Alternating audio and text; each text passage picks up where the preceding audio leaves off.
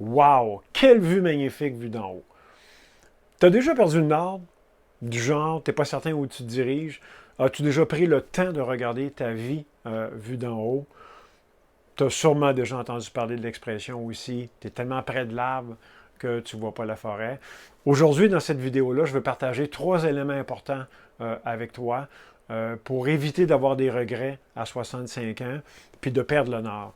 Je vais te parler de perspective, je vais te parler de désir, puis je vais te parler de direction. Bonjour, je m'appelle Richard Leclerc, je suis coach spécialiste en retraite stratégique. Moi, je crois profondément que tout est possible, puis qu'on a beaucoup plus de potentiel qu'on le pense. Il faut juste prendre le temps de s'arrêter, d'y réfléchir. Et quand tu vas te bercer à 65 ans, assis sur ta galerie, tu vas regarder ta vie en arrière. Quand les gens font ça, les choses qu'ils regrettent le plus, c'est les choses qu'ils n'ont pas faites, et non pas les choses qu'ils ont faites. Puis moi, je veux te donner 3 éléments essentiels à comprendre pour éviter des regrets. Dans le fond, c'est des stratégies pour éviter d'avoir des regrets. La première chose que je vais te parler de perspective. C'est quoi une perspective? C'est une façon différente de regarder un même sujet, un même dossier, une même chose. Là, je vais utiliser l'analogie de la photographie parce qu'en photographie, on utilise beaucoup la perspective. Je te donne un exemple, un sujet.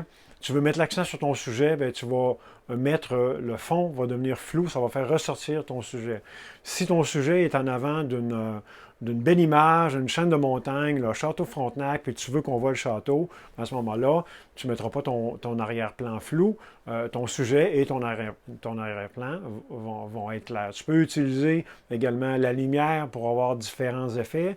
Tu peux utiliser également une vue en plongée, en contre-plongée. Toujours le même sujet, mais ça va avoir vraiment un impact différent. Tu vas avoir une image différente. C'est ça que je veux que tu comprennes parce que quand on est dans le day-to-day, travail, la famille, toutes nos responsabilités qu'on a, on est toujours avec la même perspective. C'est comme si ton écran, ton fond d'écran était toujours clair, ton sujet est clair, donc c'est difficile d'aller cerner, d'aller identifier ou isoler ou mettre en avant-plan quelque chose. Puis l'importance que ça a dans ta vie, c'est que si tu ne changes pas de perspective, donc tu ne regardes pas ta vie de façon différente, ben tu ne la verras jamais de façon différente. Puis des fois, ben, quand on fait ça, on s'aperçoit que, oh, pelaye, les petits blocs que tu pensais d'avoir mis ensemble, finalement, ils sont pas ensemble. Donc, c'est important que tu regardes avec une perspective différente. Puis la meilleure façon que moi j'ai trouvé pour le faire, c'est de se retirer temporairement du day-to-day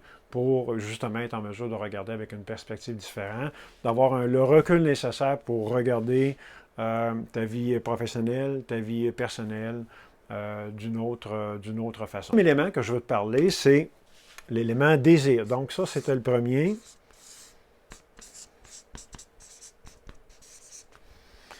C'est important, toujours en ayant en tête le changement de perspective. Donc, on sort du day-to-day, de te poser la question, qu'est-ce que tu désires dans la vie? Qu'est-ce que tu désires personnellement? Qu'est-ce que tu désires professionnellement? Qu'est-ce que tu désires faire? Qu'est-ce que tu désires accomplir? Qu'est-ce que tu aimes? Qu'est-ce que tu n'aimes pas?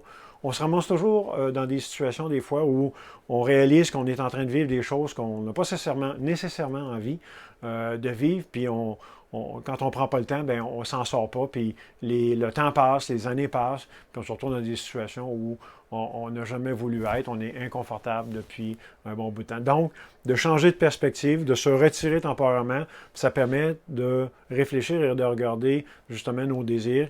Qu'est-ce qu'on aime, qu'est-ce qu'on n'aime pas, est-ce qu'il y a des choses que je devrais changer par rapport à ça. Le troisième élément que je veux partager avec toi, c'est direction.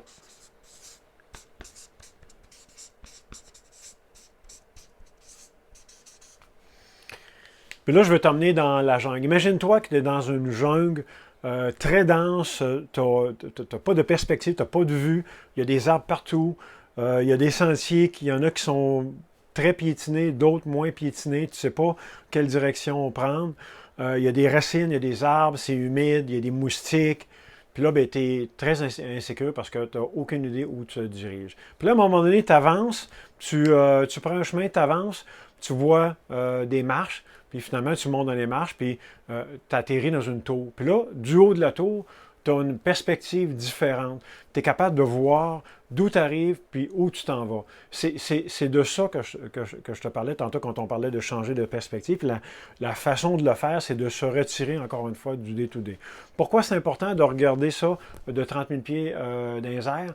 Parce que quand on est dans le day-to-day, on est dans notre travail, on est dans notre famille, on n'a pas le temps, on n'a pas la perspective, on n'a pas la dimension nécessaire pour regarder si tu es vraiment au bon endroit que je veux me diriger. Puis là, bien, quand on est dans le haut de la tour, on est capable de regarder d'où on arrive.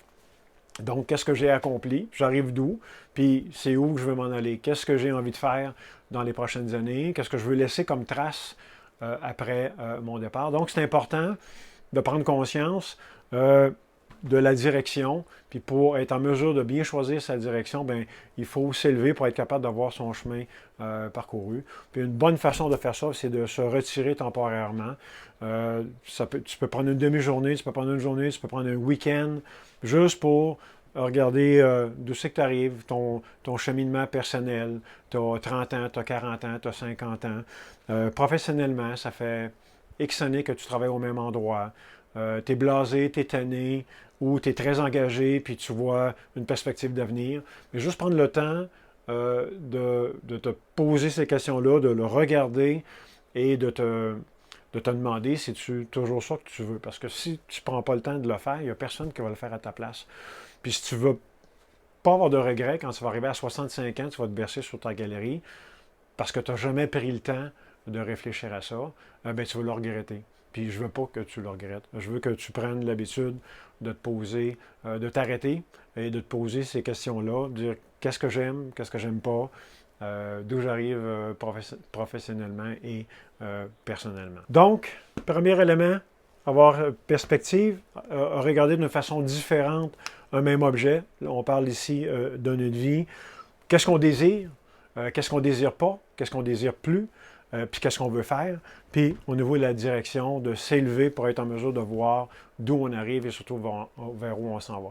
Moi, je crois profondément que c'est la responsabilité de chaque être humain de prendre le temps de regarder les différents angles de sa vie, puis de s'assurer qu'il est au bon endroit, au bon moment, avec les bonnes personnes, dans le bon environnement, puis de prendre conscience de son parcours, puis de mettre tout en place pour vivre des expériences qu'on désire. Parce que vous savez, une belle vie, c'est rempli de belles expériences. Dans le fond, c'est une série de belles expériences qu'on va vivre. C'est comme ça qu'on va avoir une belle vie. Puis de regarder où c'est à quel endroit on se dirige pour ne pas regretter, justement, à 65 ans, quand on va se bercer sur sa galerie. J'aurais donc dû faire ça parce qu'on n'a pas pris le temps. Alors, je t'invite à liker la vidéo. Écris-moi des commentaires si tu veux. Tu vas avoir un peu plus de détails. Puis je t'invite aussi à aller sur la page sikara.ca, sikara.ca.